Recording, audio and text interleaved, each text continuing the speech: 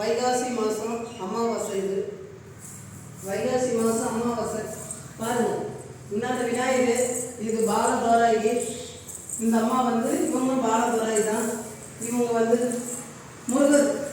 முருகர் என்னுடைய குலதெய்வ மாவட்ட பெருமாள் அவர் இருக்கார் பாருங்க, எங்கள் நாமக்காரன், எங்களுடைய அண்ணன்.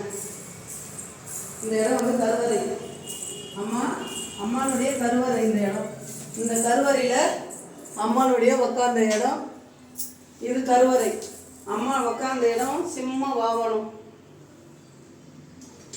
பாருங்க, அம்மாளுடைய வாகனம் சிம்ம வாகனம். சிம்மத்து மேலே தான் அம்மா உட்கார்ந்து இருப்பாங்க. ராஜகாளியம் பண்ணுறவங்க சிம்மத்து மேலே தான் உட்கார்ந்து இருக்காங்க.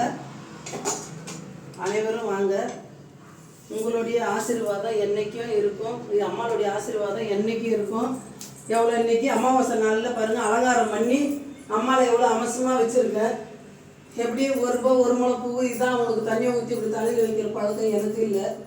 என்னுடைய தாய்க்காக என்னுடைய வாழ்க்கையை வந்து நான் 30 வயசில் என் தாய்க்காக நான் அர்ப்பணித்தேன். என்னுடைய தாய்க்காக என்னுடைய வாழ்க்கையை அர்ப்பணித்து நான் வந்து இன்னைக்கு 20 வருஷ காலம், எனக்கு 50 வயசு ஆகுது.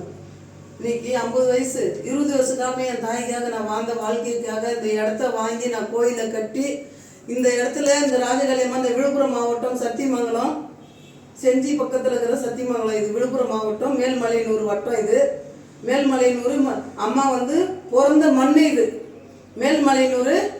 இந்த அங்காள பரமேஸ்வரி பிறந்தது இந்த சத்தியமங்கலம் எல்லை.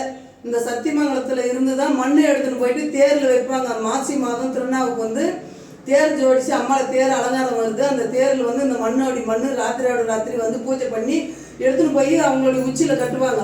உச்சியில் கட்டினா தான் அந்த தேர் வந்து நவரும். அதோடைய பிறந்த மண் இந்த அங்காளம்மா பரமேஸ்வரி பிறந்த மண் இது.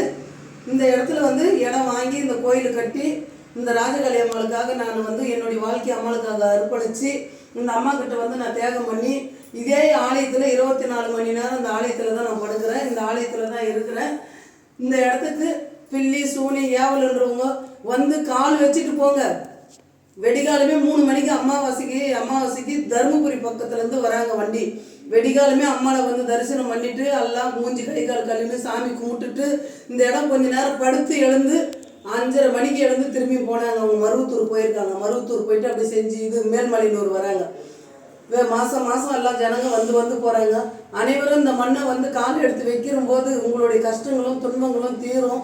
நல்ல முறையை நான் கட்டி காப்பாற்றி கொடுப்பேன். வெள்ளிக்கிழமை, செவ்வாய்க்கிழமை, ஞாயிற்றுக்கிழமை, அமாவாசை, பௌர்ணமி நல்ல குறி சொல்கிறேன். காலையில் 9 மணியிலேருந்து சாயங்காலம் 5 மணி வரைக்கும் சொல்கிறேன்.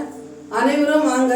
அம்மனுடைய இந்த ராஜகாளி அம்மனுடைய ஆசீர்வாதம் கருவறையில் பாரு. எங்கள் அம்மா எவ்வளோ அழகாக உட்காந்து இருக்காங்க, எவ்வளோ அலங்காரம் பண்ணி வச்சுருக்கிறேன் பாருங்க. எல்லாமே நான் ஒரே ஆள் தான். நைட் 2 மணிலேருந்து இன்னும் இவ்வளோ காலையில் 9 மணி வரைக்கும் ஆச்சு. எல்லாருக்குமே அவசரம் பண்ணி அலங்காரம் பண்ணி தொடச்சி கிளீன் பண்ணி அவங்களுக்கு சாப்பாடு அன்னதானம் அம்மாளுக்கு வந்து படையல் கொடுத்துருக்கோம் பாருங்க. இன்னைக்கு வந்து அப்பளம் காய் வந்து சாம்பார் வந்து 5 வகை காய் போட்டு சாம்பார் வைப்போங்க. இன்னைக்கு சாம்பார் வச்சு அம்மாளுக்கு வந்து படையல் போட்டு இருக்கிறோங்க.